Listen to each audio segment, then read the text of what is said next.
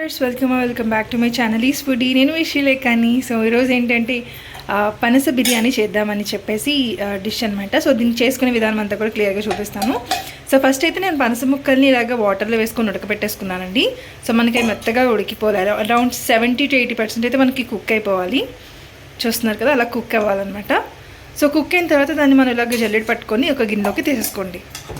So ముక్కలు అయితే నేను ఇలా గిన్నెలోకి తీసేసుకున్నానండి. ఇప్పుడు దాన్ని మ్యారినేట్ చేసుకోవడానికి మసాలాస్ అన్నీ యాడ్ చేద్దాం. సో ముందుగా అయితే నేను ధనియాల పౌడర్ యాడ్ చేస్తున్నాను. 1 టేబుల్ స్పూన్ ధనియాల పౌడర్, 1 టేబుల్ స్పూన్ జీలకర్ర పౌడర్, 1 టేబుల్ స్పూన్ మిర్చి పౌడర్ వేసుకొని ఇప్పుడు బాగా మిక్స్ చేసుకోండి. అందులోనే 1 table spoon ginger garlic paste add చేసుకోండి. సో నేనైతే ఫ్రెష్గా ఆడుకున్న పేస్ట్ని యాడ్ చేస్తున్నాను. ఇప్పుడు బాగా మిక్స్ చేసుకుందాము. సో ఇప్పుడైతే మనము స్టవ్ మీద బాండి పెట్టుకొని అందులో 2 to 3 table spoons of oil add చేసుకోవాలి. దానికన్నా కొద్దిగా ఎక్కువ యాడ్ చేసుకున్నాను. నేనైతే బ్రౌన్ ఆనియన్స్ కోసం ఆయిల్ ఫ్రై చేసుకున్నాను. ఇప్పుడు అందులో మ్యారినేట్ చేసుకున్న పనస ముక్కలన్నింటినీ వేసుకొని వేయించుకోవాలి. సో ఇవి నా పనస ముక్కలండి. సో ఇవి ఉన్నాయి కదా, సో వీటిని ఇప్పుడు అయితే వేయించుకుంటున్నాను. ఇప్పుడు అలా దాన్ని మనం కుక్ చేసుకోవాలండి. మనకి పనస ముక్కలు ఆల్మోస్ట్ కుక్ అయిపోయాయి కాబట్టి ఒకసారి ఇందులో నూనెలో వేగితే సరిపోతుంది. సో మీన్ వల్ల నేనేంటంటే రైస్ అది కూడా కుక్ చేసుకుంటాను. నేనైతే ముందుగానే రైస్ని వన్ గ్లాస్ ఆఫ్ రైస్ని అయితే నానపెట్టుకున్నాను. సో అరౌండ్ 1 hour అయితే అయింది నాకు నానపెట్టుకున్నాక. సో ఇన్ గ్రామ్స్ చెప్పాలంటే 250 grams అండి, 1/2 kg రైస్ అనమాట. So 1/2 kg rice. సో నానపెట్టుకుంది నేను బాస్మతి రైస్ కదా, సో అరౌండ్ 30 to 40 minutes అలాగే నానపెట్టుకున్నాను. ఎక్కువ అయితే పట్టలేదు. సో మ్యాక్స్ 1 hour అండి. 1 hour నుంచి ఎక్కువ నానపెట్టుకోవద్దు, లేకపోతే బియ్యం అనేది బ్రేక్ అయిపోతూ ఉంటుంది. సో మ్యాక్స్ అయితే 40 minutes లోపల మనము నానపెట్టుకోవాలి. 40 minutes లోపల వరకే. సో నేనైతే అరౌండ్ 30 to 40 minutes వరకు అయితే నాకు నానిందనమాట. సో నాదైతే పనస ముక్కలు ఇక్కడ సైడ్న వేగుతున్నాయి. సో హైలో పెట్టుకొని అలాగా మిక్స్ చేస్తున్నాము. అండ్ ప్యారలల్గా నేను ఏంటంటే ఇంకొక బర్నర్ పైన బౌల్ కానీ లేదంటే నేను నూడిల్స్ది పెట్టుకున్నానండి. కాకపోతే మీరు నార్మల్ గిన్నె పెట్టేసుకోవచ్చు. గిన్నె పెట్టుకొని అందులో వాటర్ యాడ్ చేసుకొని హైలో పెట్టుకొని వాటర్ మరిగినంత వరకు వేడెక్కనివ్వండి. సో ఇందులో 1 cup ఆఫ్ కర్డ్ వేసుకోండి, పెరుగు. అందులోనే 1 టేబుల్ స్పూన్ బిర్యానీ మసాలా వేసుకున్న తర్వాత కొరియాండర్ లీవ్స్, నేను గ్రీన్ చిల్లీ వేస్తున్నాను. సో కొరియాండర్ లీవ్స్ ఉంటే కొరియాండర్ లీవ్స్ కూడా వేసుకోండి. సో ప్రెజెంట్ నా దగ్గర అయితే కొరియాండర్ లీవ్స్ లేవని కొరియాండర్ లీవ్స్ వేయట్లేదు. దాంట్లోనే పుదీనా వేసుకొని ఒకసారి మిక్స్ చేసుకోండి. ఇప్పుడు అందులోనే కొద్దిగా బ్రౌన్ ఆనియన్స్ వేసుకోండి. అన్నీ వేసుకోవద్దు, కొన్ని వేసుకోండి. అందులోనే టేస్ట్కి సరిపడినంత సాల్ట్ యాడ్ చేసుకొని ఒకసారి కలుపుకోండి. సో మనం ఇప్పటివరకు సాల్ట్ వేయలేదు కాబట్టి ఇక్కడే మనకి సాల్ట్ పడుతుందండి. సో అందుకే చూసుకొని వేసుకోండి. ఇప్పుడు దాన్ని మిక్స్ చేసుకుందాము.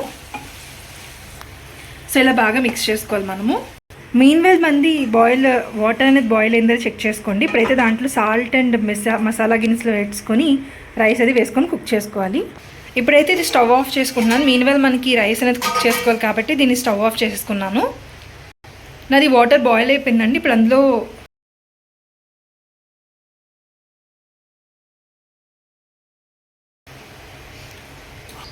అందులోనే సాల్ట్.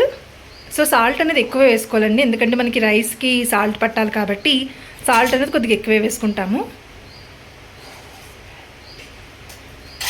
ఇప్పుడు అందులోనే మిగతా బిర్యానీ మసాలాలు వేసేద్దాము. లైక్ షాజీరా, పువ్వు, దాల్చిన చెక్క ఇవన్నీ అనమాట. లవంగం, అవన్నీ మొగ్గ, లవంగం ఇవన్నీ వేస్తున్నాను.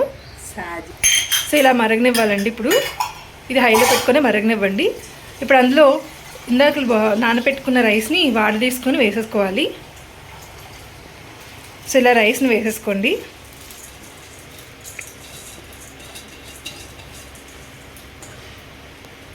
స్మెల్ అయితే అదిరిపోయిందండి అసలు.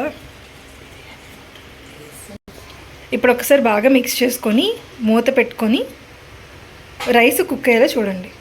ఒకసారి హైలో పెట్టుకొని మనకి రైస్ అనేది బాయిల్ అవ్వాలండి. సో ఇలాగ మనం కుక్ చేసుకోవాలి. మనకి రైస్ ఫుల్గా మరీ మెత్తగా ఉడకకూడదండి. ఓన్లీ 60 to 70% వరకు మనకి కుక్ అవ్వాలి. ఎందుకంటే మనది దమ్ బిర్యానీ స్టైల్ కాబట్టి ఇప్పుడు చేస్తుంది మనము ఈ పాట్లోనే వేసుకొని మనం కుక్ చేసుకుంటాం కాబట్టి ఆవిరి మీద మనకి ఓన్లీ బాయిలింగ్ స్టేజ్లో ఏంటంటే అరౌండ్ 60 to 70% అయితే మనకి కుక్ అయితే సరిపోతుంది. సో ఇప్పుడైతే మనకి రైస్ కుక్ అయిందో లేదని ఒక్కసారి చెక్ చేసుకోండి. సో మనకి అరౌండ్ 60 to 70% అన్నాను కదా, నొక్కితే సరిపోతుంది, లేదంటే ఇంకా కుక్ చేసుకోవాలి. సో నాకైతే ఇంకా కుక్ అవ్వలేదు కాబట్టి ఒక్కసారి ఉంచుకుంటున్నాను.